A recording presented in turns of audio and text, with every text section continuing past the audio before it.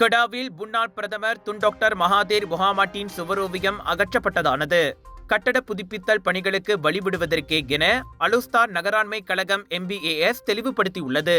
2015ஆம் ஆண்டு மேடான் சினியில் வரையப்பட்ட அந்த சுவரோவியம் தற்போது மோசமடைந்து வண்ணப்பூச்சி உரிந்து வானிலையால் பாதிக்கப்பட்டுள்ளதென நகர மேயர் டத்தோ அப்துல் கஃபார் யாயா கூறினார். சுவரை மீண்டும் வண்ணம் தீட்டவும் கட்டமைப்பு பழுதுபார்ப்புகளை மேற்கொள்ளவும் கட்டட உரிமையாளர் முறைப்படி விண்ணப்பித்து அனுமதியை பெற்றுள்ளார். சுவரோவியத்தை மீண்டும் உருவாக்க அல்லது புதிய இடத்தில் அதை வைக்க பரிசீலிக்கப்பட்டு வருவதாக அவர் மேலும் கூறினார். எனினும் இந்த சுவரோவிய அகற்றல் அரசியல் நோக்கம் கொண்டதல்ல என மேயர் வலியுறுத்தினார். MBAS மற்றும் கெடா சுற்றுலா மேம்பாட்டுத் துறையும் இந்த பொதுக்கலையின் மதிப்பை அங்கீகரிப்பதாகவும் மகாதீர் போன்ற தேச பெருந்தலைவர்களை மதிப்பதாகவும் அப்துல் கஃபார் கூறினார்.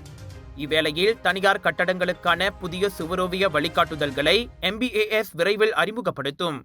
இதில் உரிமையாளரிடம் இருந்து எழுத்துப்பூர்வ ஒப்புதல், வடிவமைப்பிற்கான நகராண்மை கழகத்தின் ஒப்புதல் மற்றும் பராமரிப்பு திட்டங்கள் ஆகியவை அதில் அடங்கும் என்றார் அவர். மகாதீரின் சுவரோவியம் காணாமல் போன புகைப்படங்கள் நேற்று அலுஸ்தார் கீதா ஃபேஸ்புக் பக்கத்தில் வெளியிடப்பட்டு பொதுமக்களின் கவலையை தூண்டின.